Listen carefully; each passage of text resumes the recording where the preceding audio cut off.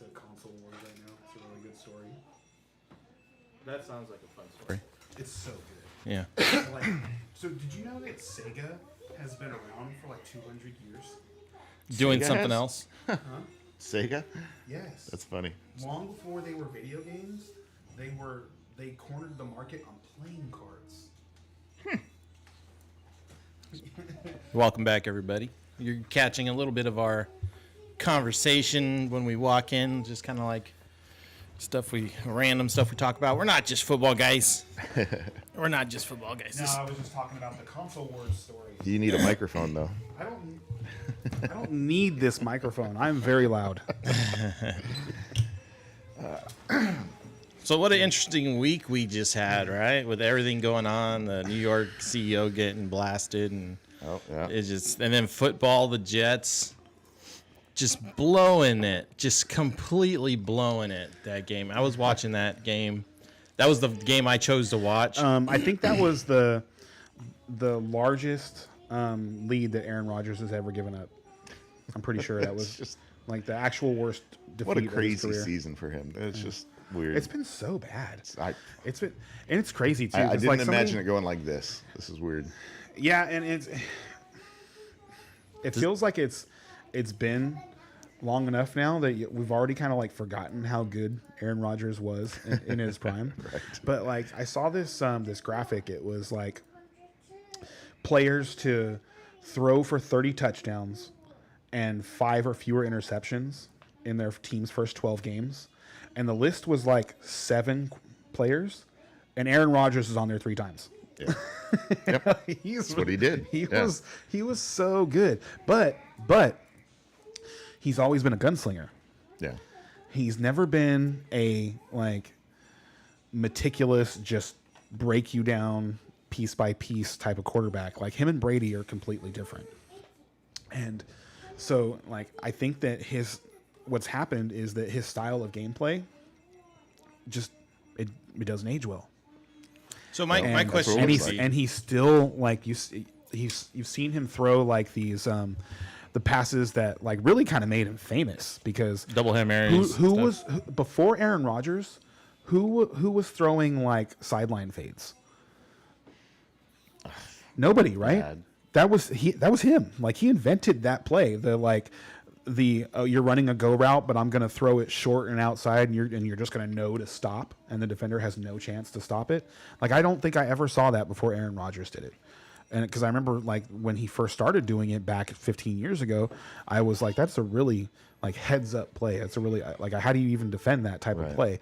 And that's just and you see him doing that, trying to do that now, and it just doesn't work anymore. Right. He doesn't have he's 40 now. His arm isn't the same anymore. He needs to play smarter rather than harder, and I'm not sure if he can do that.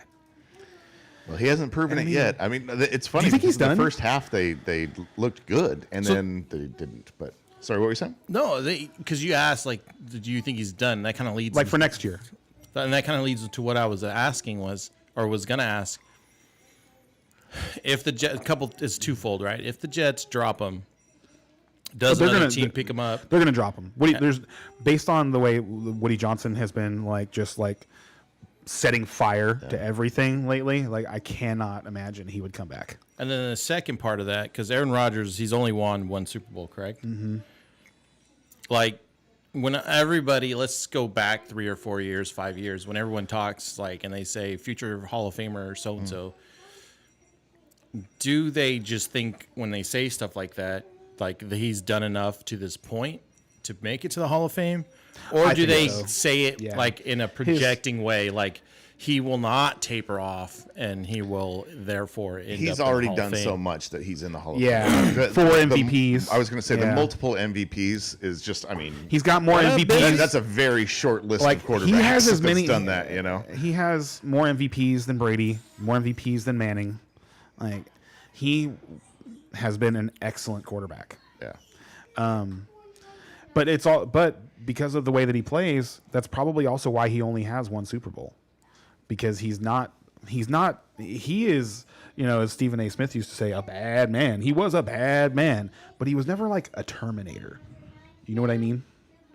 Does that make sense? He didn't come into the building and you weren't like, oh, shit, it's Aaron Rodgers. It wasn't, you know what I mean? Like, I never really got that vibe. Like with Brady and with Manning, if you didn't have a 2-score lead, you were just terrified the whole game. Right. That he was on the verge of taking over. But with Aaron Rodgers, if Aaron Rodgers didn't come out hot, then you felt pretty comfortable. Like if your team had control over Aaron Rodgers in the first half of the game, that was probably going to continue into the second half. I never felt like he was going to be the overall difference maker. The team was going to rally around Aaron Rodgers and he was just going to beat you with whatever he had. That being said, let's get into our homer minute. I guess I'll go first. Rams win up against, I don't even remember anymore. You guys did win though, right? We did win. Yeah, we won. And we, I by a touchdown too, I think. Saints. There we go. Just drew a blank there. The Saints are very forgettable. That's what it is. It's not the Rams' fault. It's the Saints' fault. And everything else that we needed to happen happened, except the Jets blew their lead. Yes, Seattle winning was unexpected. Everything else just happened the way it happened. Our picks, Brian, you had a perfect score on our picks. You picked every game, right? Did I right? Yes. Really? I don't think I've ever done that. Did he really? Yes, he did. He picked every game right. Yep. Yeah, it's our first time, I think, in our I don't think that's ever happened. I don't think we've ever done crazy. that. Good job, dude. Thank you. Good job. And yeah, so and everybody was double digits, so that's good. yeah, Yeah, a lot of favorites won. So well, yeah, and I think I picked Baltimore. That was my demise. If I would have went with everyone else and picked, I would have also had a perfect score. However, if I was right and you were wrong, I would have had the perfect score. You would have. I got you. One of us was going to be perfect. I got you. Yeah. That's cool. That's really cool. So that was that event that happened. So Seahawks are going up as Cardinals. Hopefully Cardinals know that they have to get a win today and take out the Seahawks. And then Rams got Buffalo. So that's going to be tough. Yeah. Thankfully it's a 1:00 game. Maybe there's no Is snow it in out Buffalo? there. I think it is. It might. No, I don't know. That's a good question. I don't know. We'll find out when No, they're in LA. They're in LA. Okay, so good. We'll see what happens there's there. a chance. There's still a chance but we're not getting in via wild card. We have to win the division and get into the playoffs. So we need our divisional rivals to start losing. Yeah, you got a few weeks to make it happen. I think you're one game out, right? Yeah, I don't think that the Western Division is going to get decided until like week 18. Yeah. Seahawks need to lose at least 2. Gotcha. Actually, you know what? If you want to go next, I want to do something different. If you would. Sure. Well, I mean, it was a great week for Cowboys fans because we got to sit back and watch everybody else all weekend long after we already had our victory from Thanksgiving. 2 in a row, get to play Cincinnati, who's like, it's hard to tell whether they're going to be desperate to win or if they're just going to be kind of like, I think they're still in the desperate to win mode. I think Burrow I think Joe Burrow is definitely. And I think that defense is playing awful. Oh yeah, that's so bad. It's so bad. Burrow's putting up 30 a game and losing. It's crazy. So I saw this other statistic. It was Joe Burrow this season has I think what was the stat? I think it was like has produced more than 33 points and lost 4 times this season. Mm-hmm. That happened to Tom Brady 3 times his entire career. Yeah. Sounds about right. That was a long career. That's insane. That is an insane statistic. Yeah. Insane. It's just, I don't even know how you what do you do? Like if you're Joe Burrow, what do you do? Like someone had to have shown him that. It's been all over. Yeah. He has to be aware of how epically bad his defense has performed this season while he has been playing at an all-pro level. I think he feels it on an intimate level, bro. You see some of it, there was a touchdown pass that he threw last week where it was so he drops back, the pocket breaks down on the edge real quick, and he steps up, he fires a ball between crossing defenders and perfectly finds the receiver who's perfectly covered in the end zone for the touchdown. And I'm just like, that was like one of those, like, you remember Men in Black, where he was doing the training and he was like shooting the aliens instead of the people and stuff like that. Right. It was like one of those type of things where it's like, you gotta like, how was he able to process that quickly, and make that perfect play? That's just the stuff that he's doing right now, and he has been doing for a while. Is just, it's not fair that his team's not winning. And just a correction, sorry. Actually, just because I thought it was hilarious, but he shoots the little girl instead of the aliens. Yeah, he did. Yeah. And then, yes, that you're right. I loved that scene. So, and then he had like a reason for shooting the girl. Yeah. She had like physics books and this and that. Yeah. There's something going on. Will Smith's a funny dude. My homer minute is not about the Bengals, but we are playing the Bengals. I want to talk about it. Obviously, right? But the Cowboys are getting healthy, and like I'm starting to feel like, so I dropped them. I dropped their defense in my half PPR dynasty league back in like week 5 or week 6, something like that, somewhere around their bye, because it didn't look like things were going to get better. It looked like they were probably just going to start losing and then just start shutting guys down rather than bringing them back for a losing season. And they haven't done that. And you remember I told you a couple weeks ago, I was like, if anybody has, if there's anybody that you'd want to coach your team through this situation and like salvage the season, make the playoffs, Mike McCarthy is the guy, because they did this numerous times in Green Bay, where it was like, oh, this is the year finally Aaron Rodgers is falling off, and they'd be 4-6, 4-7, 5-8, something like that, and then just run the table and make the playoffs. Right. And I'm not saying that, even if the Cowboys make the playoffs, I expect them to lose right away, because when you get to the playoffs, you need your quarterback to play at a top level. But I think this team can still make the playoffs. Looking at their schedule, this is the hardest game they have. This one, and then they have Philadelphia. But those division games. I don't look at those as like whatever Philadelphia is going to be like, 13-2 at that time or something like that. When we play them, the record doesn't matter when you get together with division opponents. It just doesn't matter, and where you play doesn't matter. So they beat us in Dallas. We can beat them in Philly. That's fine. That's the only game that I'm actually concerned about on the schedule. But if the Cowboys go 9-8, they're probably getting in. Good shot, yeah. They're on that. They're in that window. They're on that bubble, right? Well, and 10 will definitely get them in. 10-7 is not going to miss the playoffs, right? I don't think. So the defense can get them there, and I feel really bad for having dropped them a few weeks ago now, because I think they're going to play really well the rest of the way. Like, they get Tank Lawrence back this week. So now you've got Lawrence, Overshone, and Micah Parsons to rush the quarterback. They've gotten all their cornerbacks back. Trayvon Diggs is back. Deron Bland is back. So they're as healthy as they've been all season, and Micah is motivated. Yeah, he is. He's been what? He said he was on. They interviewed him afterwards. I'm telling you right now, we coming. Oh, okay.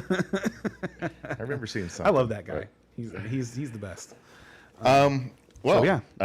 Glad we waited on my Homer Minute there, because I just got some big news. Pickens out? Pickens is out. Wow. I saw that and I was like, man, that's going to be interesting if he doesn't play. Yeah, he is a big part of our offense. Big part of your offense. So he is super worried about my game today. All of a sudden, I was super confident going in, and now, as confident as you can be with a divisional game against a tough opponent. That makes it a bit of a coin flip now, I think. Whew. Oh, we're going to need our defense to really hold the line today. I we're almost went Steelers defense too. I almost did. And Steelers defense is a good one, because Winston's going to throw pick sixes. Yes, he just throws pick sixes. Lord, deliver me from pick sixes. So hopefully we get a couple of those today, because our offense might be a little rough. Yikes. But what I really wanted to talk about, because we all kind of see where the Steelers are going, or we're should be in the playoffs. Should win the division unless so we fall apart a little bit, and we're looking good, except for Pickens is out.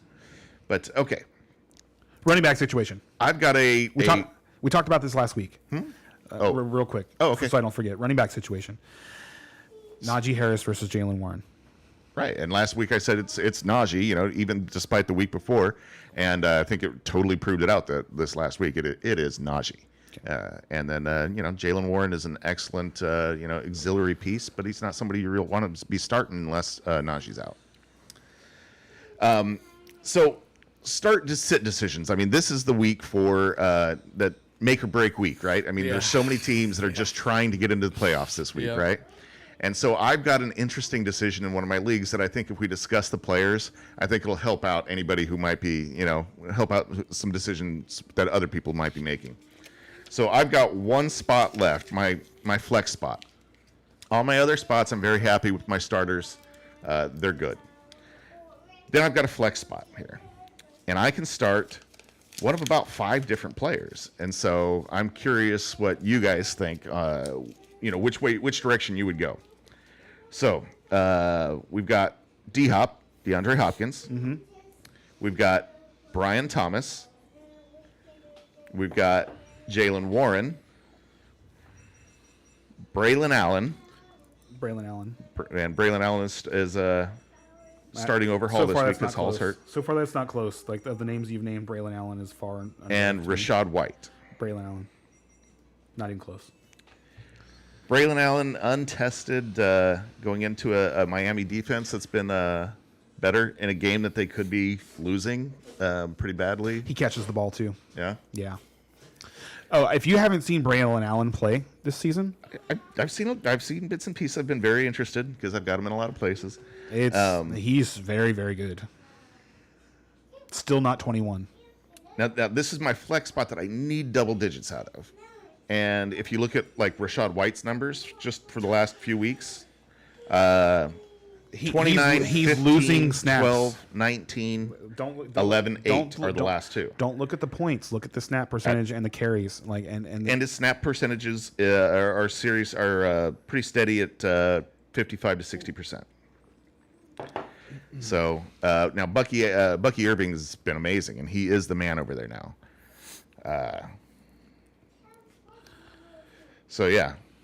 So Brian Thomas doesn't tempt you at all because of the quarterback situation there. D-Hop, he just hasn't been doing what we think he's been doing. What do you think we think he should do? Well, he's been doing exactly what I thought he was going to do. I told you he's got one knee. So, I mean, you're talking about highest ceiling of the players that you mentioned. Can we go through the list again real quick? Rashad White, Braylon Allen, Jaylen Warren, Brian Thomas, DeAndre Brian Hopkins. Thomas has the highest ceiling. I think the highest floor is Braylon Allen. And you're saying you need to score 10 points. Right. That's where I would go. I think he's going to score today. Right on. All right. So, something along those lines of it being the last week before playoffs. In our league of record, dude, everybody went for Guerrero, huh? I was man, this is why I saved that budget for that one little thing that might pop up, and that was a nice pickup. I'm still not. So I picked him up in one of my dynasty leagues, and immediately traded him for 3 third-round draft picks. Third round though. Mm-hmm. I know you like your later round draft picks. After me, the first 2 rounds. I mean, first 2 rounds or something. After that, third round and behind is just. I've hit every year in third round or later. Right so far, because last year I drafted Tyrone Tracy everywhere, 4th round or later. Yeah, but you also had 4 fourth round picks because you love those things. I do. Then this is why. This is why I love those things. Last year, I drafted who did I draft? I think I drafted Raheem Jarrett in the 5th round, 1 pick before Puka Nacua went. There's misses too. But that year in the 3rd round, I drafted Tank Dell. And so there are players that slip. So if you do the work and you watch the tape and you figure out players that you like because you've watched football and you're like, hey, this is a good football player, there's going to be guys that are for you in these rounds. So these picks are valuable.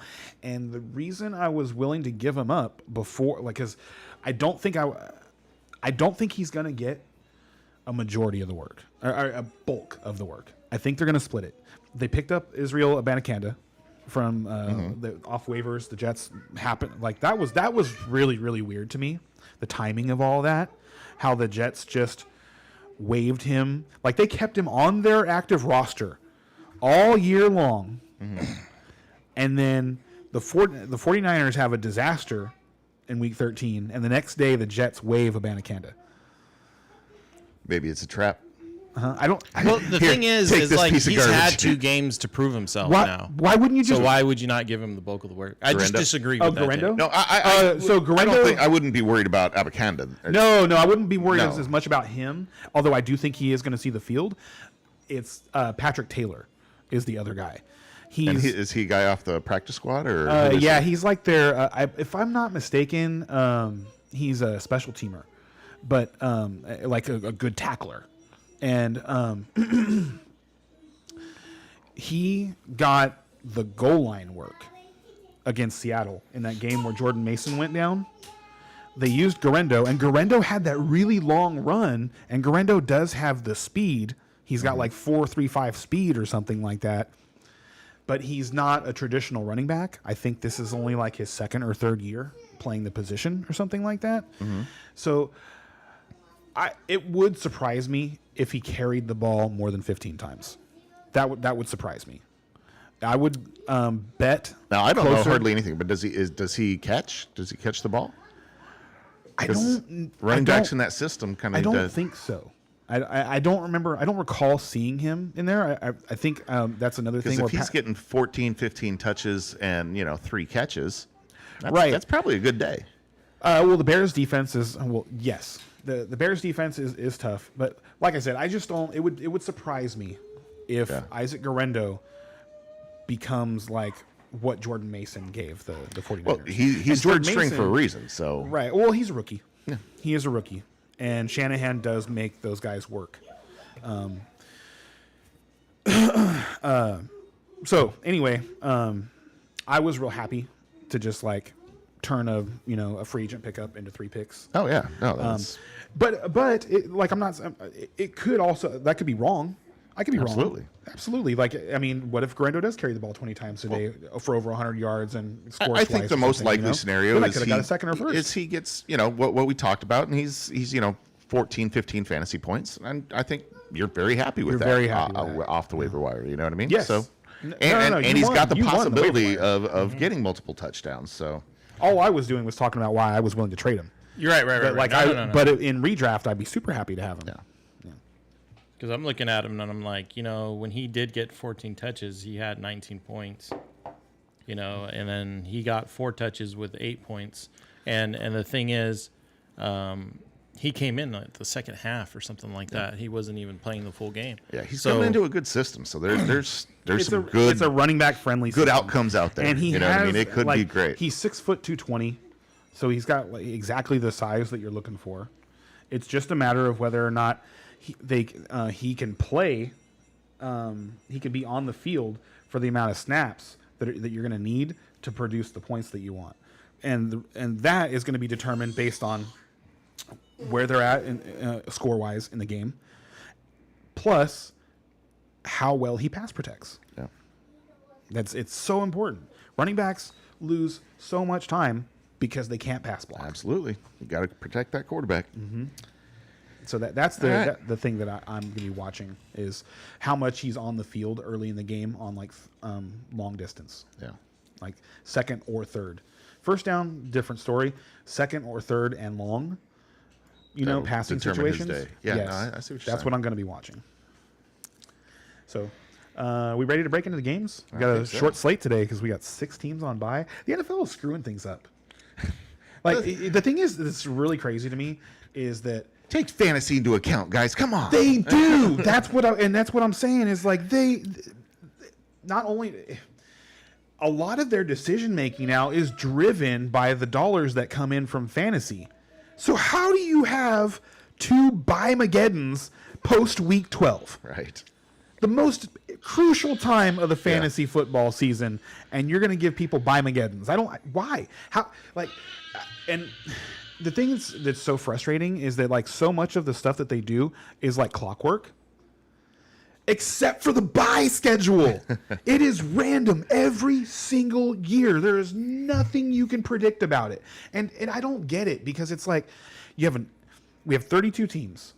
Okay? How hard would it be to just have 8 consecutive weeks of 4 teams having byes? That would be easy to do, but then you wouldn't get the best matchups. Because as they're going through, they're trying to see what's going to be the best matchups. Why wouldn't they be able to do both? Isn't that part of it? Why not? So here's all you have to do.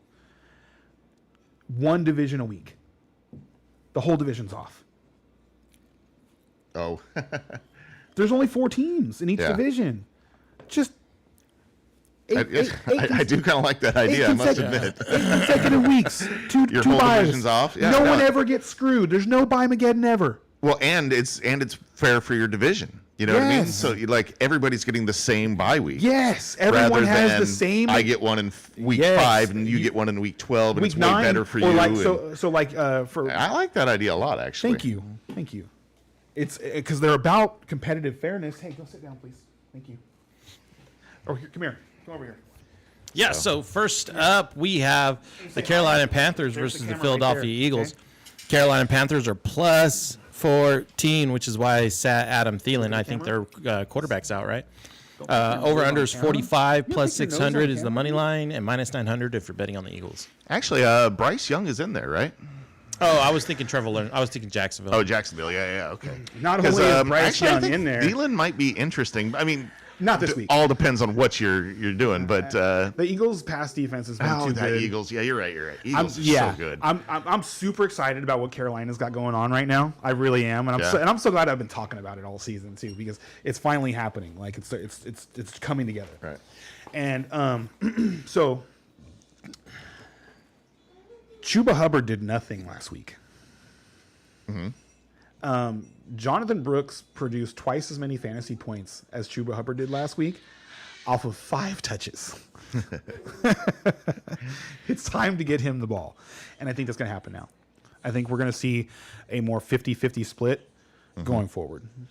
Because if you watch Jonathan Brooks last week, he trucked a guy, and he's so fast. And he's decisive when he makes his cuts. And Chuba Hubbard is just kind of a plotter.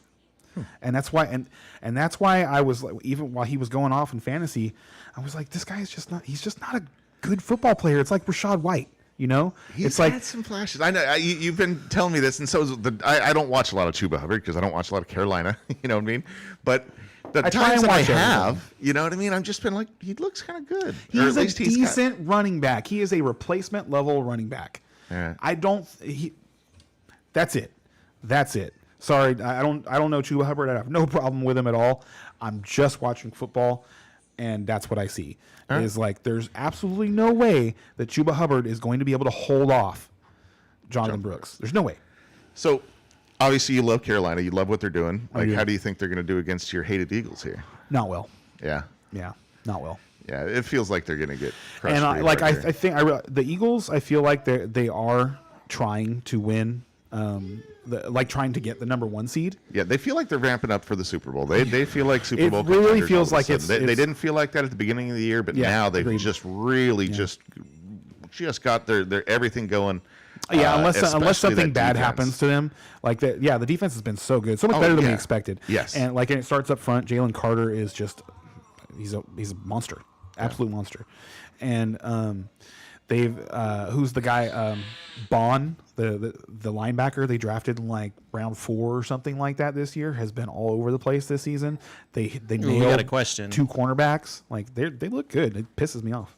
We have a question coming in from Rogelio. What's up, Rogelio? He wants to bench 2: Jennings, Ridley, Smith, Jacoby, and Westbrook Akiani. Bench 2.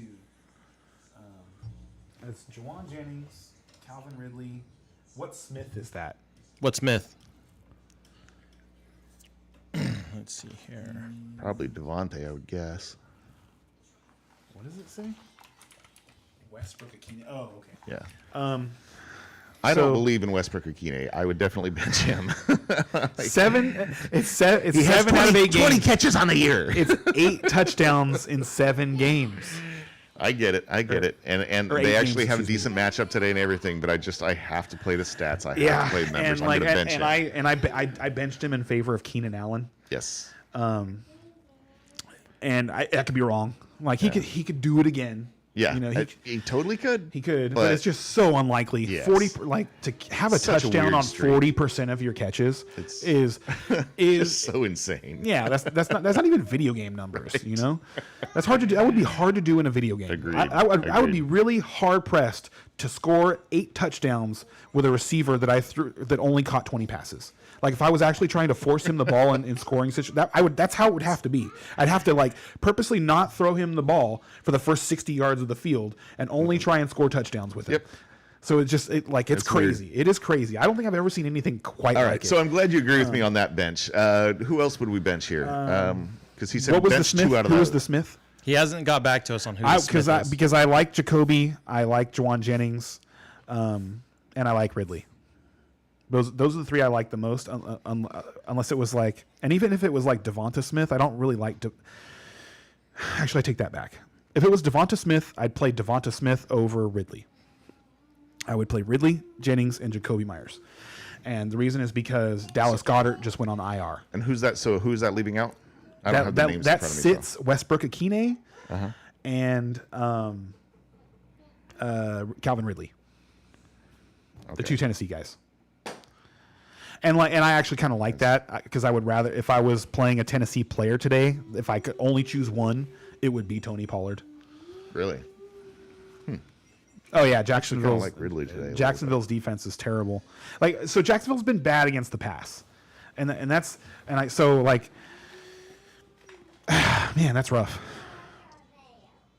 Jennings, Ridley, Jacoby Myers. That's who you should start. Yep. All right. And for the game that we're on, Ridley and Jacoby Myers would be a tough one for me. That's the decision point for me on those 2. And I'd have to look. Jacoby Myers is playing against Tampa Bay, and AOC my boy Aiden O'Connell has been balling since he came back from injury. He should have won. All right, yeah. I thought O'Connell played well enough to beat Patrick Mahomes. He deserved to win that game. Like that was like one mistake at the very end of the game, and they lose that game. But I thought he played a great game. I thought he looked better than Mahomes in most of the game. I would definitely love to start both or all. And actually, the spoiler alert: I am playing a tournament lineup in DraftKings that is focused around that game, the Tampa Bay and Las Vegas game. Yeah, I can totally see that. Yeah, like I would love to start Bowers and Myers today. Yeah. So we were talking about Philadelphia and Panthers. The Eagles are going to win this game. Yeah. Eagles are going to crush. Play your Eagles. Yeah. This is a good game though, because like you expect them to lose, and I like to watch how young quarterbacks perform in situations like this. Like see how much growth he's had. Yeah. See how well he stays in the game and doesn't fall apart. Yeah. Let's see how and Bryce Young has been tremendous. Much improved. Yeah. He's a tough kid. Yeah. So next up, we got the Raiders versus the Bucks. Raiders are +7. Over/unders at 47. +260 if you're betting on the Raiders. -325 if you're betting on the Bucks. The Pirate Bowl. Yeah. I mean, Bucks. You got to figure the Bucks are big favorites here. The Bucks have actually been playing good football despite losing constantly. Laser Mayfield has been playing lights out. He's been awesome this year. He's been so good. He really has. Statistics-wise, the last couple of games he's been down, whatnot. But again, they've been playing good football, whereas the Raiders just have not. For a few weeks, Mayfield played without like any receivers really, and so he got Mike Evans back. I do think Mike Evans is going to get that 1,000 yards. Yeah. That's going to happen. Yeah, and so I'm just starting Mike Evans the rest of the season. I've got him in my drafting lineup. Yeah. It's a good call. And then Bucky Irving obviously taken over at the running back position. He's in in the important parts of the game. It's Irving. Yeah. Like Rashad White is still getting enough work that you can start him, but like we discussed earlier, but you it feels like they're using him more try to wear the opposing defense down. Yeah. Well, and they might be up by a bit and sit Bucky because Bucky is coming in banged up, and so if they go up by a couple of touchdowns, then you might see Rashad White get a lot more work too. So. That's possible. Yeah. Yeah, so actually didn't play like Irving is still pretty reasonably priced on DraftKings, and actually I'm not playing him today. No, like in that tournament because lineup, that I'm going injury, to. it's just too volatile. Agreed. But yeah, the Bucks are going to win today. I think so too. Okay, that makes us all for the Bucks then. Next up, we have Cleveland Browns versus the Pittsburgh Steelers. Browns are +6, over/under is 42.5. +215 if you're betting on the Browns, -265 if you're betting on the Steelers. And of course, I'm still going to take my boys here, but I'm a lot more worried than I was half an hour ago. You know what I mean? Half an hour ago, I felt really good about this game. We're going to. You weren't even thinking about it, really. You're just going to watch the Steelers win today. Yeah, and now it's like, oh boy, how are we going to do this? You know, because but I do Mike think Williams, baby. Our geez, but our defense, that Mike Williams, Calvin Austin is just terrifying to me. But our running game has been good. Calvin Austin today? Does he become a flex-worthy start, you think? I wouldn't. Okay. I mean, this is a Steelers fan. Yeah, this is a Steelers fan telling you not to play this guy that he randomly produces points. He really does. He has a lot of highlights. He has some plays here and there, but man, this guy is not. This is somebody who should be coming in. This should be our fifth string, not our third. And so, he could get some, and he's going to be out there a ton. But that's not what I'm looking to do, and I don't think that's how we're going to be looking to win. It's going to be, I think, Freiermuth might have a bit of a day. The Muse. You know what I mean? Oh, we're wearing it today? The Muse getting loose? Yes, the Muth is going to get loose today. All right. So, I'm a little worried now. And Jameis Winston, like I say, if he doesn't throw a pick six, he's good. And so if this is randomly one of those games where he doesn't make those major mistakes, then we could be in trouble. But luckily, I think the odds are in our favor that he is going to make those mistakes, and our defense has been playing lights out. So, I will be starting Judy though. Yeah. Yeah, no Cedric Tillman today, and I'm happy about that. Like they're just they're being safe because concussions, like it's even when you get away from concussion like symptoms, you can get another one. Yeah. Like you're the highest risk to have another concussion, immediately after you've already had one. So real quick, speaking of Judy, another start-sit question: McConkey or Judy? Ooh. Now, in a vacuum, it's McConkey, I think, hands down. But McConkey is the late game, and he's questionable. So can you take that chance, or you just go with Judy and cross your fingers? Well, Judy's been at least 10 points a game. So it's the defense he's going against that limits it. But yeah, I mean, okay. So both of those, they gash us. You're talking about a flex. Yes. Because however either of those guys got to your roster, it's not your number one or your number two. Right. So you're talking about number 3 or flex.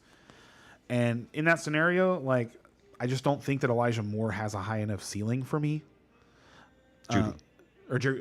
Oh, I was thinking Elijah Moore. I don't know why. Judy. He said he was okay. I was thinking Elijah Moore. Okay, yeah. No, I like Judy. Elijah Moore. I think, no question. No Elijah Moore. But Judy, I know he's been good. He's been making the Broncos look stupid. and the Broncos is a really good D, which is and it's so funny, right? Because like, how good are the Broncos if they have Jerry Jeudy right now? It's funny, right? With as good as Bo Nix is playing, if you have Jerry Jeudy on the other side of Cortland Sutton, and the other pieces that they've shown off, is it that or is it just Winston just being Winston, man? Like Judy's an awesome receiver, dude. Like you've seen some of the plays that he's made. He looks great. He had some bad games, but he's doing good overall. But he didn't look great in Denver. You know what I mean? And he didn't look great when it was Deshaun Watson either. Exactly. So, but with Denver, which quarterbacks did he play with? Who did he play with? Well, nobody of note. Nobody. Yeah. Players that aren't even on rosters anymore. I completely were the agree with quarterbacks that threw to him. And he did here and there have big games.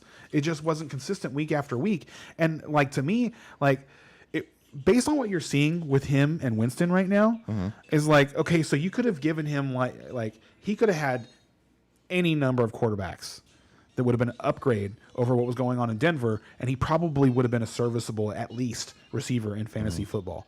And probably, maybe, and the way receivers are, they're not quiet people. Yeah. And when see George Pickens. yeah, yeah, even the best of them are divas. Especially the best of them. Especially the best of them. So I imagine while all that was going on in Denver, he was probably not very much fun to be around. Yeah. And that is probably the biggest reason that he's not a Bronco anymore, is Bad that locker Sean room, Payton yeah. didn't want to deal with him. Yeah, I can see that. And So after the bye, he had 26 points, 14 points, and 40 points. yeah, he's been unreal. Yeah. Before the bye, it was And 12 without 14. Tillman, when there's no Tillman, like Judy is just this is like it's similar to Juwan Jennings. Is like that position is going to get a bunch of targets and it's going to produce. So you'd start Judy and just McConkey is Yeah, so be it. Yeah, that's actually like I was thinking Elijah Moore, and I was thinking like Elijah Moore versus McConkey is kind of close because there's no Tillman, right. and I would still lean McConkey. But you want to try and put Judy versus McConkey? No, that's not right now. It's not close. Judy, like with today, that's not close because of the matchup. The Chargers are at the Chiefs as well, and so That being said, are you going Browns or you going Steelers? that's tough. I got to take the Steelers in this one. The Browns already got them once. The Steelers are at home, and they win games like this. We find a way. Yeah, the Steelers find a way to win games. And like so, real quick before we leave that, did you guys watch the first episode of the new Hard Knocks? Yes, it was so good. I enjoyed it so much. Who's on it this season? It's insane. Like It's the AFC North, so it's my division. So it's the 4 teams. So they have camera crews with all 4 teams. following all. Did they change that? This is the first time they've done it. Okay, yeah, all right. So- And I love it because now they're not doing the little personal stories and stuff so much. Now it's about football, and it's just so much fun. God, Yeah. I loved it. I was cheering and stuff because it's my division. So like like it was like I was watching the game. It was a lot of fun. I really enjoyed it. It was a lot of fun, and I thought that Mike Tomlin was the best part of the show. And the reason I thought he was the best part of the show is because when you watch how he handles things, like they're just like he's got so much knowledge in his head, and he just knows how to motivate people. He knows how to put men in positions to succeed. It's crazy. He is like to me seemed like he was just so much more in control of what's going on. I hope he coaches till he's 80, man. Yeah. I really do. Yeah, he is great. He is great. And then they were in. So I also liked what Stefanski said. Like I thought that was just like that's got to be the most difficult thing to do, is to like get in front of your team for a meeting, and like your season's already over, essentially, Yeah. And like where he went, do you guys want to be in the playoffs? You did it. You're here. And he shows them the schedule and uses the schedule to go, this is a playoff game. This is a playoff game. This is a playoff game. This is a playoff game, because all these teams are going to make the playoffs that they're playing. So, and like, that's a fantastic way to motivate your teams. Like, okay, this year didn't go the way that we wanted. But we know we have an opportunity to test ourselves right now against these teams that are going to make the playoffs in preparation for next year, And so I enjoyed that a lot. I did not like the Browns running back coach. What did he do? I don't remember. The guy that was yelling at the players. They were in like a running back meeting room, and Jameis Winston was in there because he was like, maybe it was offensive lineman. Actually, I think it was offensive lineman. Okay. That's what it was. It was the offensive lineman. It was the offensive line coach, and he was talking about. I can't even like repeat the stuff that he was saying. It was like because a lot of it was like vulgar and just like these like old head platitudes and stuff like that. And I was like, oh, this guy's like not very smart, is he? Yeah. How did he get his job? I want his job. I could probably do his job better than him. Yeah. Go for it. Try it. Yeah, definitely fun. So I read the lineup for Jets and the Dolphins, and that's where we're currently at, I think. Jets and Dolphins, baby. Or did I not? I don't think you're right. Okay, so Jets and Dolphins are up, plus 6.5 for the Jets. 45 is the over/under. Plus 240 if you're betting on the Jets, and minus 298 if you're betting on the Dolphins. Jets also should have like 2 turnovers, plus 2 turnovers or something like that on their stat line. So Jets are favored for 2 turnovers? No, even with 2 turnovers, they're still gonna lose. I got you. Oh, Hey, that special teams last week, man. Oh my goodness, all that stuff that's going on. that was the one game that Yeah, I didn't so- watch much of. And the reason I didn't is because you were watching it. And so I was like, okay, well, one of us is watching this game, so I'll watch something else. And, but yeah, following along on the score, at first it's like the Jets were just crushing them. They got out to a really hot start. They scored 20-plus points in the first half. Seattle was trying to give them the game. It was crazy. It was like Yeah. they fumbled the ball The Jets on didn't like want it. kickoffs and punts so much where like the Jets were right in scoring position right after the kickoff, right after the punt. And it was just like, what's going on here? I just couldn't help but laugh. Like I thought everything was going to go my way because of this game. And then they just blow it. It. So, So what do you think they're going to do this week? How do they come back from that? I can't trust the fucking Jets after that at all. 0. I don't care if they're up by 7 So as a team, does this motivate you to come out and play harder like we should have had it? Or is this just like, that was a we're freaking deflating cursed. game. Like we can't win. Who cares? Yes, Like, how do you come out? the Yeah. morale is. I'd be shocked if they bounce back. Right. It's not like Aaron Rodgers is some sort of motivational captain. You know what I mean? So it's like, Yeah, he's definitely not come out that way. That's for sure. What a weird trip with Aaron. Anyway, so yeah, I got to take Miami here. Miami's playing for something, and they're looking good doing it too. Like they've really been putting points up lately. I Tua's didn't been think they stayed looked out of very good harm's against way. Green Bay. So here's the thing with the Dolphins. They can't run the football right now. They can't that is like, the crux of a Shanahan offense. And, McDaniel is a Shanahan disciple. And if you can't, everything comes off of running the football. Explosive. Everything explosive comes off of your ability to run the football, your ability to threaten your opponent that you could run the football. And Achane is more of an outside runner and more of a pass catcher type of running back, and he's very, very good at that. That's what they've been but doing. But they don't have recently. anything up the middle. And Mostert was supposed to kind of be that guy, and he has not been, and he's out today. He's been so completely Jalen Wright invisible gets this his chance today, and this rookie has looked good in flashes. And he's big enough to run. And he's big enough to go up the middle. So, is this a coming out party for Jalen Wright today? You think? No, I don't think Okay, so. but what if he does come out and ball out today? I think Let's just get at that scenario. because this is a division game, these teams don't like each other. These fan bases don't like each other. I think it's going to still be a tight game. I don't expect this to be the game where the Dolphins get their offense on track. So I'm still I'm not excited to start anybody but Achane, because what they've done is they haven't been able to run the ball very successfully. So they've been passing the ball to him in what is essentially like a long handoff. Right. And so I expect him to have 5 or 6 catches pretty much every game right now until they figure out how to actually run the football and start getting the ball to Waddle and Hill more in dangerous situations.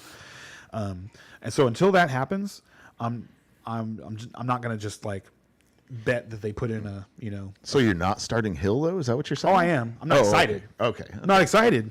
Yeah, I'm doing it. But I mean, And what about Waddle? Waddle looked better. And honestly, so if it wasn't for a fortunate bounce, Tyreek Hill had a horrible game. Yeah. But the touchdown that he caught wasn't even to him. It bounced off of Jonnu Smith, and he just happened to be right there, fell right into his arms. And didn't he have some kind of tantrum or something after the game, Hill?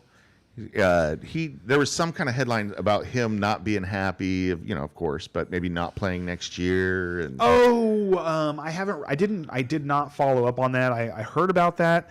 I didn't, and because it didn't become a headline story anywhere other than the podcast that I heard it on. Mm-hmm.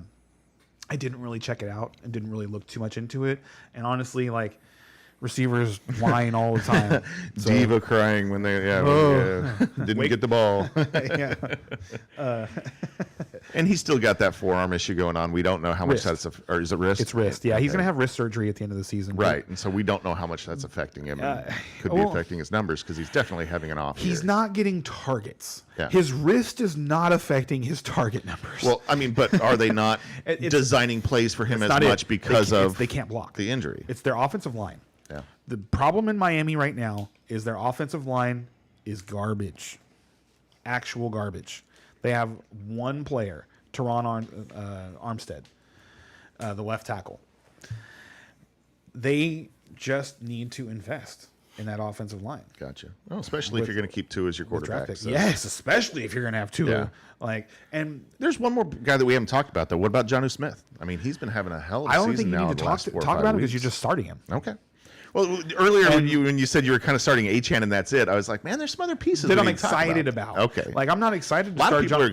The reason I'm not excited, then they haven't been watching football. They've been watching box scores because you're not excited about a guy who's catching 3-yard curl routes. And that's what he's doing. And taking him to the house.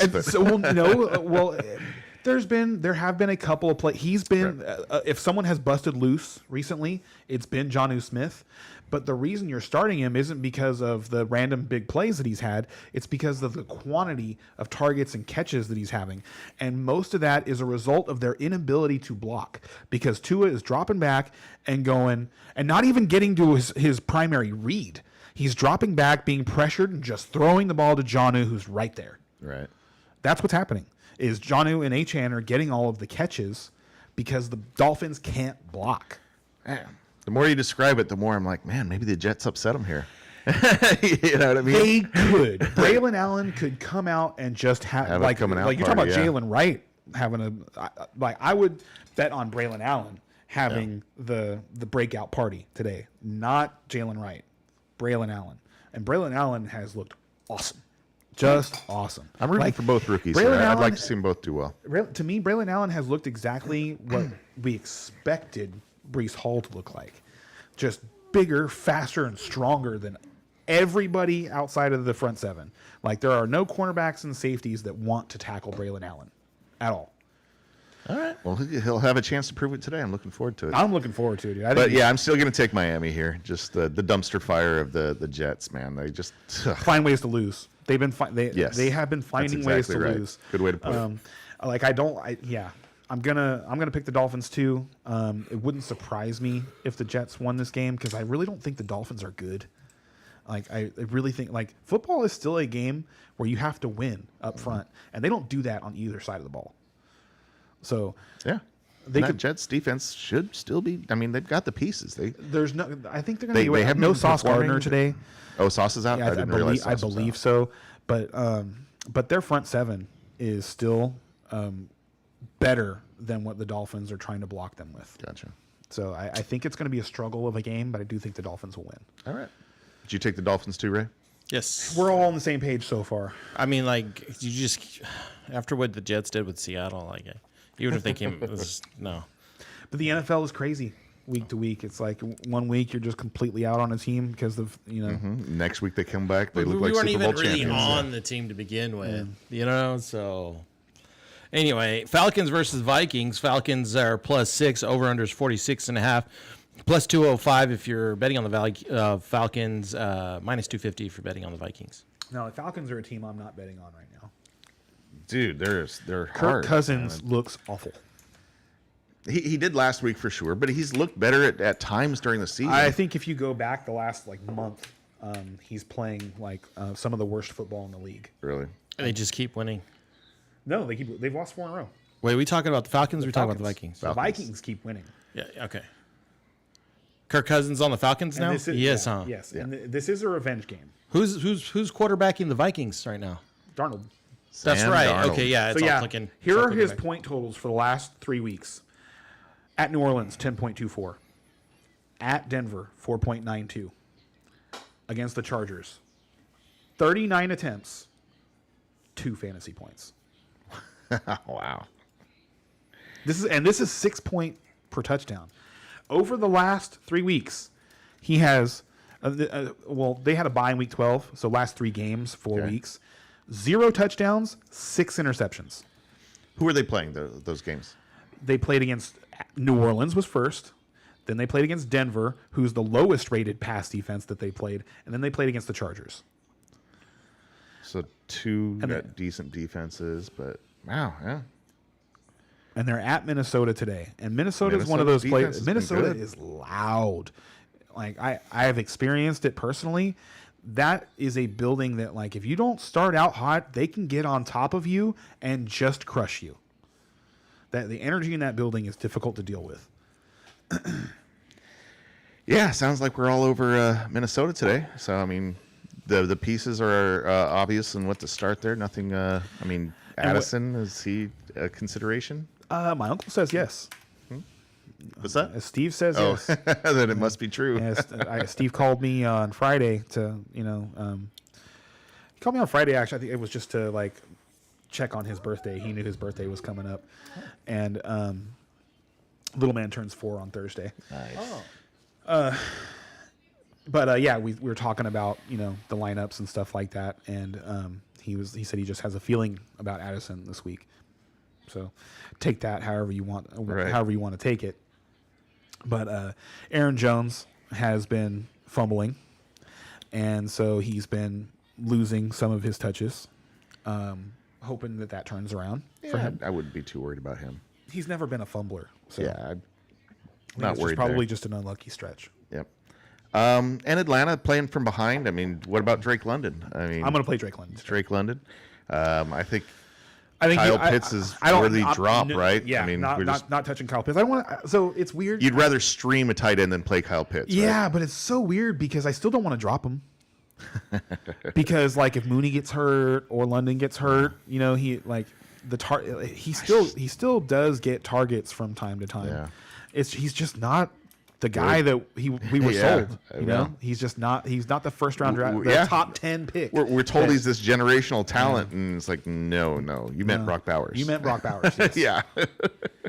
yeah. He's this generation's talent. Yeah. Yes. Or McBride, man. So, I love watching McBride. you're starting- he is so good. The main guy to start though is Bijan. Like, Bijan's been great. So Kurt- Bijan London and nobody else. Yeah. Yep. Yeah, on that side for me. And then the other side, like, I'm still starting Aaron Jones. I'm happy to start Sam Darnold in a 1 QB league, and Yeah. also, and obviously, Justin Jefferson. I'm not ready to start Hawkinson yet. Oh, He has flashed a little bit, but I think he's working his way into game shape. he is, but he's still getting targets, getting work. He's not disappointing you too bad. I mean, he's not, giving you those boom weeks yet, but he's very involved in the offense. And, So he hasn't played 70% of the snaps yet. right, but he's had, what's his target counts though? They're up and down. 4, 9, 3, 9, 6. And so, like, and if you're gonna get 9 targets, you want to start him. Right. But I don't know if you're gonna get 9 targets today. I don't. I would bet against it because I just like the way the Falcons are playing lately. Mm-hmm. They're unlikely to score a bunch of points.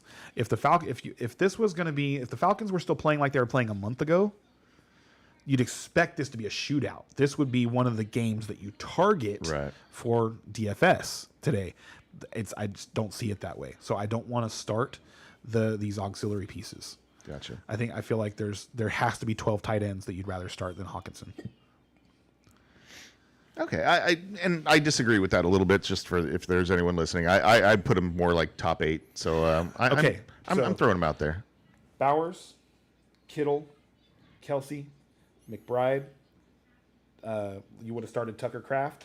You would have started Laporta. Yes. No. I would not have. have started those over Hawkinson. Neither way. That's a mistake. I disagree, especially not Laporta. Laporta- Laporta has been garbage. He scored twice on Thanksgiving. Yes, he did. And what has he done? What did he do before that? How many? Like, didn't he have a goose the week before? He might have. Yeah, I'm just saying he has not been good this year. But I mean, you've been incredibly you've scored 4 points or less Florida. with Hawkinson in 3 out of his 5 starts. 4 points or less in 3 out of 5 starts. Okay. But I don't know. I like Hawkinson, so. Yeah, I think he's one of those guys you can there just should be leave a in bet there. here somewhere. What are you thinking? And so, and I would start Njoku over him. I would start Freiermuth over him. I would start Kate Otten over him. Let's see. I would start Evan Ingram over him. I'll take that one for sure. Obviously, McBride. Okay. I'll take Ingram. Hat bet? Yeah. Ingram versus what? Hawkinson. I like it. I like it too. It's a good one. I like when we have bets on players. Yeah. Rather than just betting on our, the DFS. Yeah. I prefer. Yes, because then I lose by half a point and have to wear this darn hat, even though I scored almost 150. You weren't as close as I was. I know. Half a point behind. Oh, I can't remember who your standout player to like the difference between our lineups. You had one player. I was just like, oh. I think I was the only one to start Mike Evans last week. That wasn't the one that surprised. There was something that surprised me in your lineup. I was like, well, you got me there. Bucky Irving had like 27 points. That might have been it. Let's see. Do we have any more morning games? Yes, we do. We have 2 more. Oh, okay. We got to get through these then. So we can get our lineups And the going. next one is Saints versus the Giants. Saints are minus 5.5. The over/under is 41. Minus 245 if you're betting on the Saints. Plus 200 if you're betting on the Jets or Giants. Sorry. Giants really seem like they're going for the #1 draft pick next year. That seems to be their motivation. And New Orleans still seems to be playing a little bit. I've got to take New Orleans here. You're happy with Kamara, but not a ton else on that offense, right? Well, and now that Taysom Taysom's Hill is gone. like there's like literally nothing else to be excited about on that offense. Like nothing. Like when you can start MVS. Yeah. You can start MVS in New York where it's windy and. Exactly. And then on the Giants side, Neighbors is somebody that you're like, okay, you can still start him. Is he playing? He's hurt. He is playing, but he's going to be on a snap count. Okay. So if What you're about Tracy? putting him in your lineup, be careful. Tracy is still the starter there. He's like Tyrone Tracy is the one player that you're excited to start for the New York Giants. I wouldn't be excited You because should be. The New Orleans defense is awful. The rush defense is terrible. They can't stop anybody. So yes, start Tyrone Tracy today against the New Orleans defense. I would rather have Tracy than Neighbors. Yeah, no, Neighbors is somebody that I'm actively trying to sit. I So I'm don't just saying, like if I don't like my if you're players to be on a flexing snap somebody, count. if your lineup is stacked enough that your flex decision is between Neighbors and Tracy, I would choose Tracy. I do have Tracy on my bench, but I have Garendo and Jones in. And I would start Tracy over Aaron Jones. I was thinking that. Because of what's going on with Minnesota, like you really can't guarantee that Aaron Jones is going to get the touches that you want him to get. Tyrone Tracy is going to get those touches. Wow, that would be hard for me to do. That would be very hard for me to sit. You're talking about starting Aaron a running Jones, back so Aaron Jones, I think it was was it last week or the week before, just had a game where he had 5 carries. That was Tennessee week 11. You're looking at it right now? Yeah. He had 19 the week before last week. And so he's been kind of like Aaron Jones hasn't broke 20 points since week 7 against Detroit. And Tracy has twice, I believe. I'll double check. Ooh, that would be a tough one for me to do. But Tracy's sometimes had you got to make those tough decisions. 14 points last week, 9 points, 15-7. He broke 23 points in week 8. Week 8, yeah. That was the last time for him. But he's only had they've been game scripted out of the last 2 games because of they just got ran over in Dallas and against Tampa Bay. But that's what I'm saying. Those are 2 average teams, and they got blown out. Here's another average team. Do they get blown out again? Mm-hmm. Do you know what I mean? I don't think either of those teams are average. Honestly, Tracy, the big problem with him is game script. Like you're talking about 2 teams that won their division last year, and Tampa's won their division 4 years in a row. Probably going to do it again this year. So that's not an average team. That's not an average team. What about Dallas? Dallas is not an average team either. Dallas is also a team that won their division last year. They have a lot of talent on that team. They have experience on that team. It's a good football team. So, like if you're ranking all 32 NFL teams, aren't those 2 teams right around 16? That's average. I'm just saying. Anyway. So Ken, you're going Saints? Yes, I will pick. Yeah, Saints for me. I'll pick the Saints to win. I don't like it. I don't like betting on Derek Carr. Nah. I feel like That's a good rule to live by, yeah, really. I feel like he has failed me every single time I've bet on him. I almost picked up in my DraftKings too.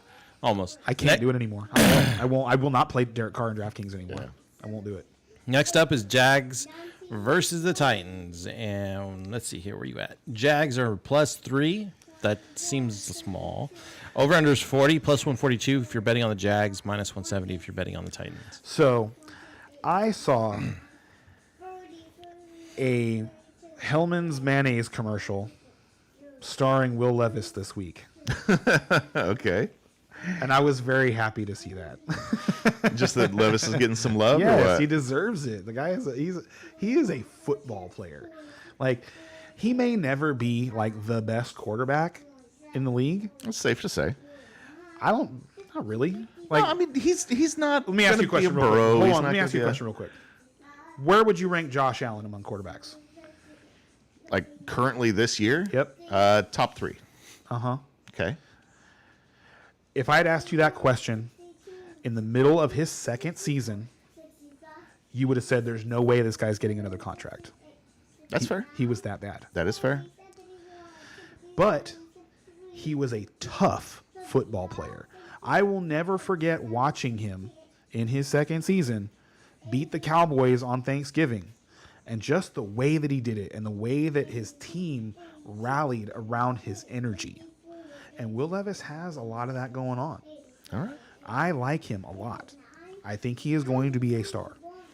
Like I say, I don't have the love for him that you do, but I do see some potential there. I mean, he's got some things in his game that are good. And so, yeah, if he can learn to be aware of the pass rush, better. He has gotten much better. then he can be a good quarterback. He's Absolutely. gotten much better. So, I'm going to take him to win today.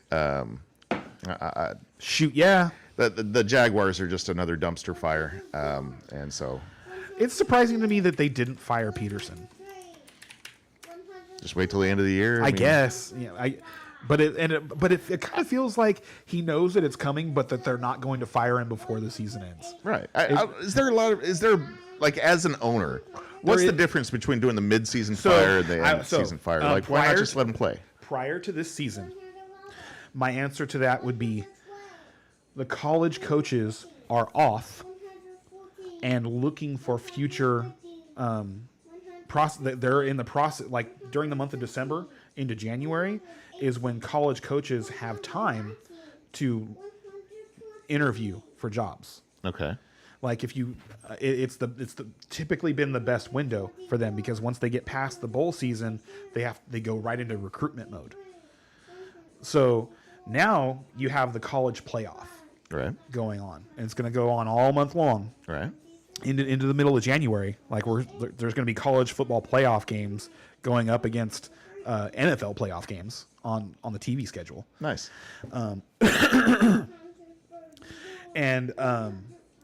So this year and going forward, I probably think there's less of I do think that there's less of a reason to fire your coach before the season ends, but prior to this year, I would say it makes sense to fire him before the season ends rather than wait until the season is over, because you want to just get, like, once you know that the season is over and if you know you're going to clean house, like, all you can do between now and then by keeping all the same people together is create even more of an tumultuous situation. And so rather than having a cancer build up, just remove it. Yeah. And that way you don't negatively affect the rest of the players and staff that are going to stay on the roster, that are going to stay with the team. And basically everything you just said it depends. It depends on the situation. Yeah. And so no, I see what you're saying. But I mean, well, it depends on to a certain extent. I think like I said, I think if you know that you're not going to move forward with your coach. Prior to this year, there was a good reason to get rid of him early, and now I think that reason is mostly gone, because the best coaches, the ones that you might want to take from college football, they're all busy, coaching the playoffs. So all right. Yeah, that's good. I didn't think about the college coaches being a big factor there. So yeah, I like that. All right. Are we all taking Tennessee on that one? That is all the morning games, so we can head into our DraftKings lineups now. Race ya. How'd we do last week?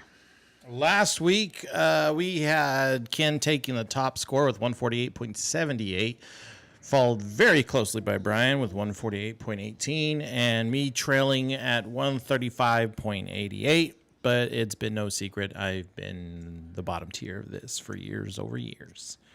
On average, though, yeah. On average, though, I am only about 1.5 points behind you two on average for the year. Now, that could probably really change if we took like the bottom score and the top score off and got our real true like what we do. Yeah. That would probably like increase that average gap, but so as of right now. And Brian, you and I are 10 points apart for the season. That's pretty good. It's pretty close. It's been a good ride on that side. Anyway, my game picks have not been very good this year. I felt like I had a good week last week, and you guys still were better. Still crushed you. I had 10 correct, and you had 13. So I'm still last. Yeah. It's just been that kind of a season. You haven't been able to catch a good week to put us away. But you know what? I'm riding my half PPR dynasty team. We're going for the perfect season. Oh yeah. Yeah, we're 13-0. All right. Well, I guess I'll go first. I got all brought up and ready here. We were just talking about Will Levis, so let's throw him out there for $5,000. Almost picked him up, but I was like, nah. For $5,000, he's very cheap. If you look at the way he's been scoring and whatnot, he's been scoring in the high teens all the time. And he gives you a rushing floor. And the matchup is just the best in football right now. So he should be able to give me 20 points plus. So it seems like that's it's a solid choice. A good lock. So Calvin Ridley backing him up should be a good little connection there. I almost went that way.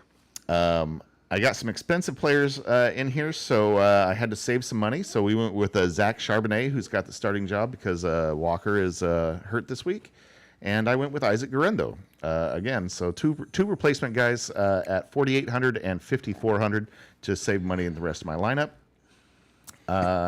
Drake London is 6,400, and like I say, fantastic matchup. We talked about Cousins not doing great, but I mean, if he can't take advantage of these corners here, then we got a big problems because London is good. Let's see, Mike Evans, I told you about, right? Mike Evans is in there. He's super solid. Tight end, I had to save some money again, so Calcaterra. Nice, Grant Calcaterra is the replacement for Dallas Goedert. Yes. Yeah. And again, and he was like 3,500. He's 3,500, and Carolina is the worst tight end defense in football. They've given up multiple touchdowns twice, I think, this season to tight ends.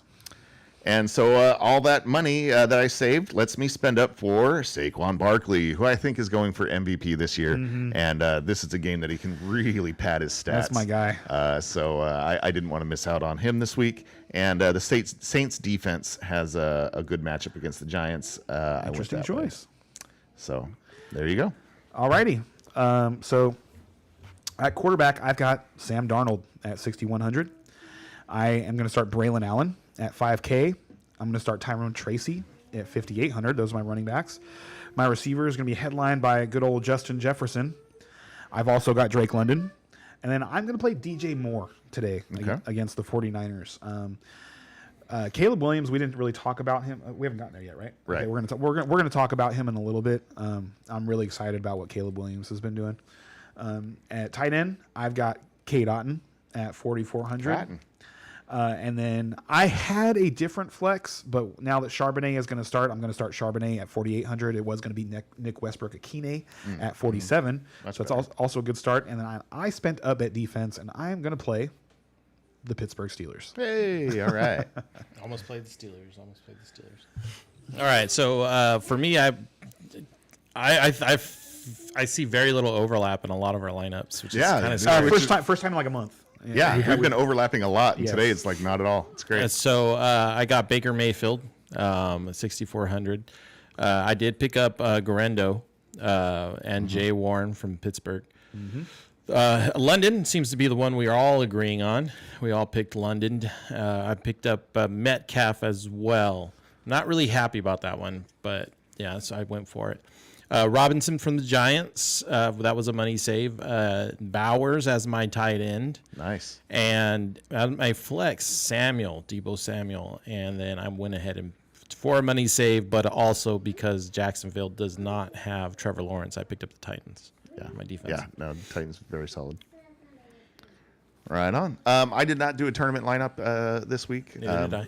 Concentrated on that one. So, and like I say, this is when the way I do football is it's what I want to root for and stuff. You know what I mean? So this week it's all about my leagues that I need to make the playoffs. So I'm rooting so hard for those things. I don't want to have a back of my head. Hey, well, at least that guy got you points in DraftKings. You know what I mean? I don't want that. I want to concentrate on what's important to me today. It's that turmoil thing, right? Yeah. So I didn't want to do a tournament. I had a little bit of that with Shakir, right? So Shakir, so I'm starting him, but I don't want to. You know, and that was also one of those things like, should I put in Adam Thielen or, and bench him? And then you end up voting, or you're not voting, but you end up rooting for these like high scoring games, but you want your team to edge just enough. Like you're like, and this is a weird way to root for your favorite team. Exactly. Fantasy football makes the viewing of football very interesting. Well, and I'm going to start loving DraftKings in about 3 weeks. You know what I mean? When I start losing some of my leagues or whatever, you know what I mean, knocked out. Now it's like, no, DraftKings is the important thing, dude. You know what I mean? And then I'll start doing more lineups and really. Well, hopefully there's only 1 week of that. You know, exactly. You get to week 17, you win your championship, and then you focus on DraftKings for 1 week. Couple of championships. But yeah. I'm over here just trying to get. I don't know if I've ever made a playoff. So I'm only in it for one right now. My half PPR dynasty league is the one that I'm trying to win. Like I could randomly make the playoffs in the Iron Throne. Yes, I know. But I don't want to. it's funny because I think it's you or me. Yes, one of us is going to get in, and we don't. We really probably. Oh, actually, no. I have to. No, you can get in with a win. I need to win and outscore somebody by 70. So I'm in trouble. Is that right? Oh, you're number 8. You're not number 7. Nope. Nope. I got to outscore number 6 by 70. Come on. It'd be nice because that team actually can compete in the playoffs. But oh yeah, your team for sure. But I started off 0-4, and it's just I've been battling back, and I did win a bunch in a row, but it's just that 0-4 start just crushed me. Oh yeah, it's not going to happen. Yeah. Yeah, like I said, I need to outscore him by 70. He's already got 70 points, yes, I think. Yeah, he scored 73 points on Thursday. Yeah, but he had a 0. I don't know if you noticed, he has a 0. I had a losing lineup in there. I was like, well, let's just tank then, and go for next year, go for a better draft pick for next year. But I just couldn't do it. I was like, you know what? That 1 in 30, that 1 in 50 chance, you know what I mean? I'm gonna go for it. Like maybe I make the playoffs. Who knows? But it is like a 1 in 50. Right now, he can't do anything. Oh, that's crazy. So you need this guy to lose. And his opponent has 2 players in his starting lineup that are out that he literally doesn't have a replacement for because he has 1, 2, 3, 4, 5, 6, 7, 8, 9 players on his bench on bye. He would have to drop people to start, and I don't make people do that. So. Right. And he doesn't need to win. He's number 2. Yeah. The worst thing that could happen to him is he drops to number 3. Okay, so maybe it's 1 in 100, not 1 in 50. So yeah, it's less. It's definitely less than that. But what the hell? Coming up, all the afternoon games that are the ones to really be excited about. Real quick too, Brian has outscored the number 2 seed. Yeah. by 170 points this season. Yes. That's fantasy That's football. fantasy football, baby. Yeah, it happens. But his opponents have only. So it's weird too. That's so crazy. He's 9-4. He's the 2 seed, and he's been outscored by his own opponents by 50 points. Like, how does that happen? How does that happen? How are you 9-4 while you've been outscored by 50 points? He's the Kansas City Chiefs. He's just lucky. This is the player that's won back-to-back championships in my half PPR dynasty league. Oh, okay. And so he's a player. and he's in trouble today, because I think if he loses, he's out. And, There's so many of us in that situation, one league or another. Let's see. This is Gotta win. I've been like Gotta win. I don't care if I lose my match this week and go 13-1. You know, as long as this guy loses too. Right. and he's playing against the 2 seed today, and he's not going to have Pickens. And, yeah. So, but yeah, this guy he's 7-6 in this league, and I'm pretty sure. Yeah, like I said, if he loses, he's out. He should be out. All right. Afternoon games? Yes. Let's do it. Seahawks versus the Arizona Cardinals. Seahawks are plus 2.5. Over unders 45.5. Plus 120 if you're betting on the Seahawks. Minus 142 if you're betting on the Cardinals. Well, and you said you're rooting for the Cardinals today, yeah? Absolutely. Yeah. Yes. And, He needs the Cardinals to win to keep the division tight. Yeah. And this is a tough divisional game. You said it's in Seattle, right? No, it's in Arizona. It's in Arizona. Well, that's good. I'm going to take Arizona here. I'm voting my heart. I think they're the better team, but this is a real close one, man. If I'm betting money, it's not on this game. And that's interesting. I actually think that the Seahawks are the better team. Oh, well, there you go. They've been playing really solid defense since the bye. They have if you're not familiar, their head coach is the former defensive coordinator from Baltimore. So it's taken a little time to get everything the way that they like it, but they feel that the Seahawks feel like a playoff team. Really? Okay. Yeah. I have not been getting that feeling from them, but maybe I just haven't been paying attention the last few weeks. I like them. So I'll take the Seahawks today. Right on. Also, I just don't really like watching the Cardinals offense. I can't stand watching Kyler Murray play. I just can't. It can be hard to watch at times. That is true. Watch. Next up is Bills versus the Rams. Bills are minus 3.5. Over unders 49.5. Minus 192 if you're betting on the Bills. Plus 160 if you're betting on the Rams. And I'm going to take the Bills here, but I think this is going to be a good game. I don't think the Rams are a pushover. And I think they can hang with them for a while. But, man, Buffalo is just one of those class teams. There's about 3 or 4 class teams that it's like, okay. And they're getting healthy on defense, too. Exactly. And they're just these guys that are heading for Super Bowl. Yeah. You know what I mean? That's their goal right now. And there's like 4 teams like that, and these guys are one of them. So it's not one of those teams you want to go up against. Yeah, right and now. the last time Josh Allen played against the Rams, he just destroyed them. Yeah. And this is not a better Rams team than that team was. All right. Next up is Bears versus the 49ers. Bears are plus 3. Over unders 43.5. Plus 140 if you're betting on the Bears. Minus 166 if you're betting on the Niners. I feel like this is gonna be an ugly game. This is a tough one to call, honestly. And I think so. I don't really know what to make of the 49ers right now. Is Purdy playing today? Purdy is going to play. He's going to play. But yeah, the Niners are a weird team, right? Going to play. That's actually the biggest question that I have is the 2 guys that you want to know if they're going to play is Trent Williams and Nick Bosa. Right. So, and I don't actually. Can we look that up real quick? You're looking it up? Okay. Yeah. 49ers injury report. Let me look at that. To me, it feels like the Chicago Bears have been kind of picking up their game. Caleb Williams, as you were going to say, has been playing better. It's very hard to predict fantasy-wise as to which of those 3 wide receivers is going to get the ball. So, sorry, no Nick Bosa, no Trent Williams. Wow, yeah. Started Allen. Which They might get Hufanga back today. He's still questionable. But no Nick Bosa, no Trent Williams means no control of the line of scrimmage. And so, I was leaning Bears already, and saying that those guys are out. You know what? I'm going to go Bears. You know what's interesting is we're at the point now where the 49ers are going to have to pay Brock Purdy, and like he needs to earn his money right now. You know what I'm saying? Like he has led what most people believe was like a almost cruise control situation to the championship game and the Super Bowl. But this is the first time where, like, if the 49ers are going to make a run, it has to be because of Brock Purdy.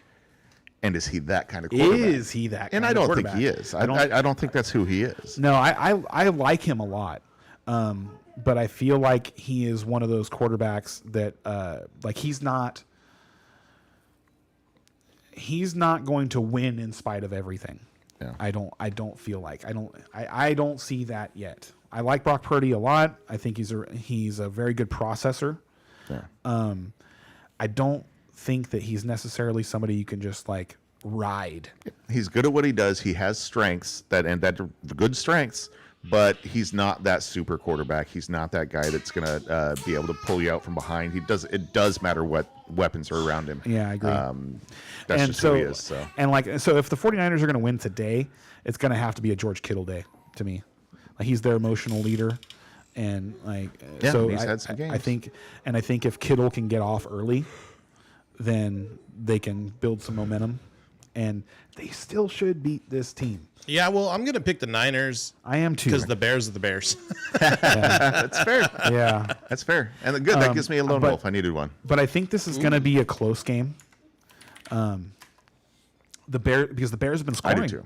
The Bears have been scoring with people, and after watching them go into Detroit on Thanksgiving on national television, get their asses kicked in the first half, to be able to come back and put themselves in a position where they should have at least put the game into overtime, was really impressive, and should alleviate some anxiety you might have about playing their players in a game against San Francisco, because we don't see the 49ers as being anywhere near where the Lions are at right now.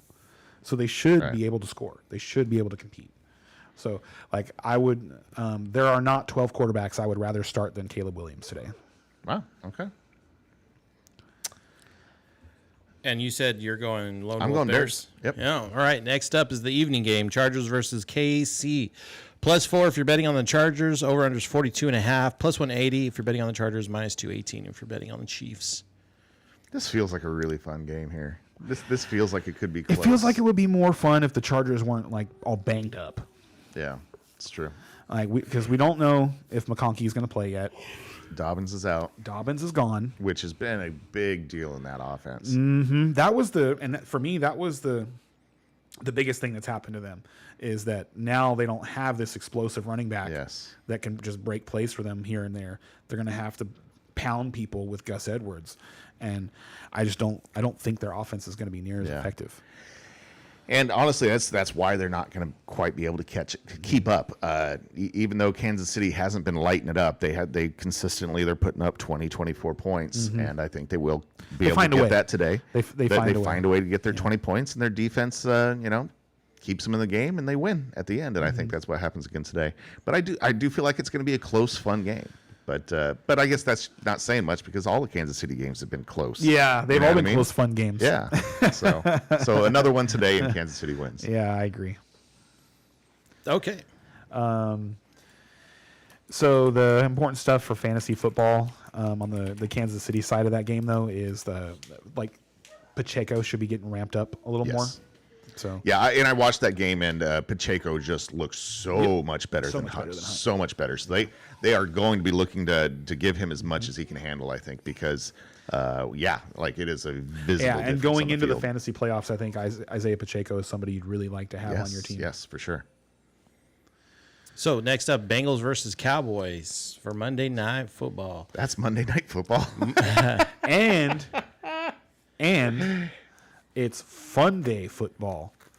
It's the game that I saw that. Simpsons animation. So you can watch this game on Disney Plus. Wow. In animated, in all its animated glory. Yes, Yeah. I'm looking forward to watching this with my kids.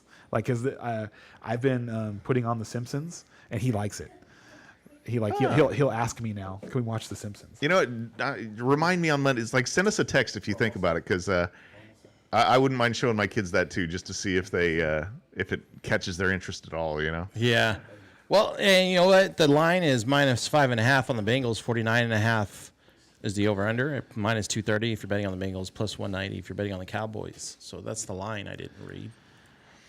Yeah, honestly, like Burrow is just so Burrow's going to put up 30 points. Can Dallas keep up? I don't think Burrow's going to put up 30 points in this game.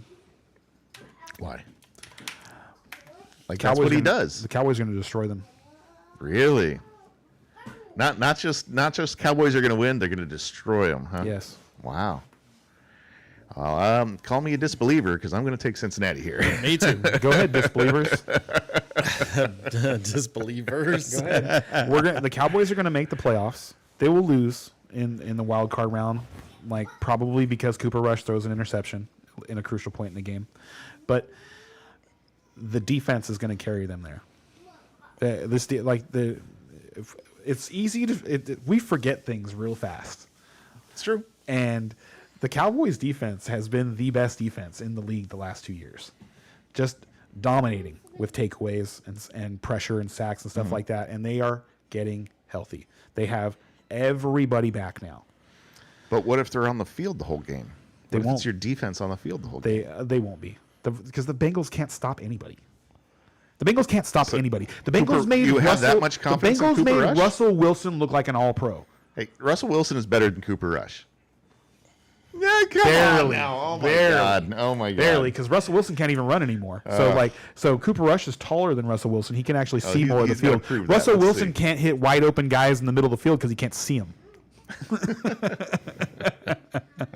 I can't. Well, he saw 400 plus yards against the Bengals. Let's see how Cooper Rush does. Right, we will. And Can we bet that one? I think CD. I'll take Cooper Rush under 400. Me too. Like probably for his whole career. Right. But no, Rico Dowdle has looked really good. He has looked a lot better. Yeah, and he's the guy now. if And you that's haven't what's noticed, gonna. yeah. So that's what I expect to happen. I expect it to be like I don't expect this to be a shootout. I expect this to be more methodical because the Bengals are so terrible on defense. I do think the Cowboys are going to be able to just march down the field. And like you were talking about, what if the Cowboys defense is on the field all day? I think that's what's going to happen to the Bengals. I think, and then that's how they win. That's, I think that's you're how going to see Dallas like wins. a Cowboy game where they dominate ball control, and the defense. And that's absolutely going to be the Dallas game plan coming in. So so you're saying basically they execute. Yes, I do. Yeah, I do. All right. It's I like what I've been seeing and hearing coming out of Cowboy Land. Like, and I mean, I was like everybody else 5 weeks ago. You know, I was like, this is what's going on here. This is chaos, and the wheels didn't fall off. It was looking like they might, and they didn't. And like based on history, what we know from Mike McCarthy teams, 5-7 they're not done. Like a Mike McCarthy team at 5-7 is just getting started. Relax. Yes, exactly. He's not a coach that wins 15 games or 12. Like we accidentally went 12-5 3 years in a row. But yeah, I expect the Cowboys to actually dominate this game, and I do think that it's like what's going to happen is the Cowboys are going to get up by 2 scores, and you're just going to kind of see the Bengals give up. Oh, all right. And last but not Burrow least, won't quit though. No, Burrow won't quit. Sorry. No, that's fine. Last but not least is the Rams versus San Francisco. I have no lines for that game because it's Thursday night, and sometimes they don't put the lines out. But I am going to go for the Rams on this one. I'm gonna jump on the bandwagon with the Rams too. I like what they're doing, and I don't like what's happening in San I really Francisco, don't. so. I don't like what's happening in San Francisco either. But I don't like. Man, this feels like a really awful game to pick because like if Trent Williams and or Nick Bosa play, come back, yeah. I want to pick the 49ers. But if they're both going to be out again, I'm picking the Rams. It's a short week, so I mean, it's easy So, to assume they're going to be out.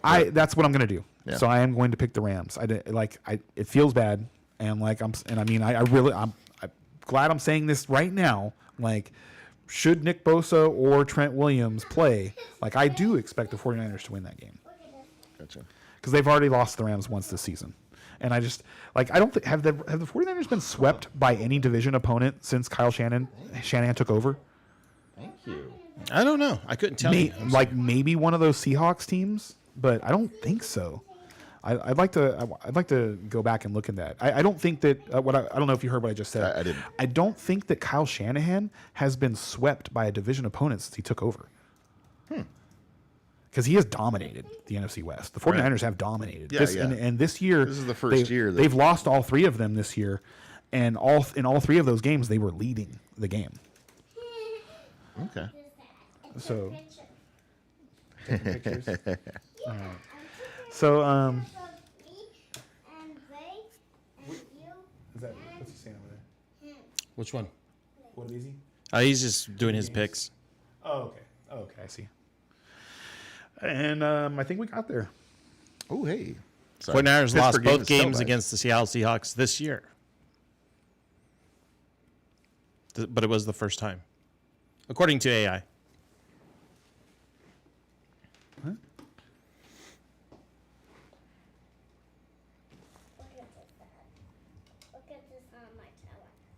And football has started, guys. So we're gonna sign out here in just a minute once we finish our points here. But enjoy your football, guys.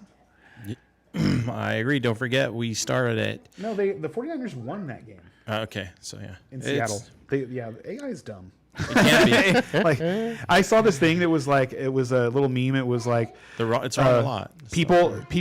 It was something about humanity being terrified of AI taking over, and then it was like AI's response for salmon in the wild. And it was like fillets. It was salmon fillets in the water. But yeah, the 49ers won that game. Okay, so that was a Thursday night game where Garendo first went off. Okay. When Mason got hurt. Yeah, the 49ers, like, what? So I think that's it for everyone listening on your podcast platforms. We are live 8:30 Pacific Standard Time on YouTube. If you want to catch us live and ask us your questions, that's where you can find us. Other than that, enjoy your football, everybody. See ya. Peace.